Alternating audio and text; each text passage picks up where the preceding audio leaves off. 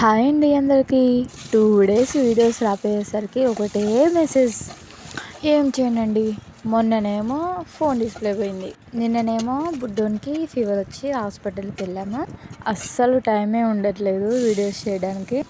ఇంట్లో పిల్లగాలు ఉంటే తొందరగా పని కానే కాదు అసలు. పొద్దున దీపం ముట్టించి వండి తినేసరికల్లా 12 అయింది.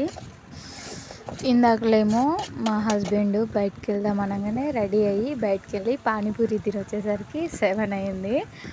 ఇంకా వీడియో ఎడిటింగ్ చేసేసరికి 8 అయింది. తిని పడుకునేసరికల్లా 9 అవుతుంది.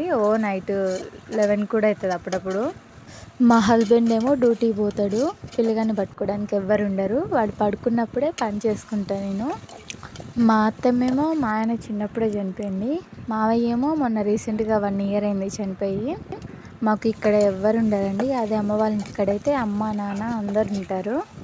అమ్మ వాళ్ళదేమో ఖమ్మం, ఇక్కడ అత్తగారిది వచ్చేసేమో చిట్యాల.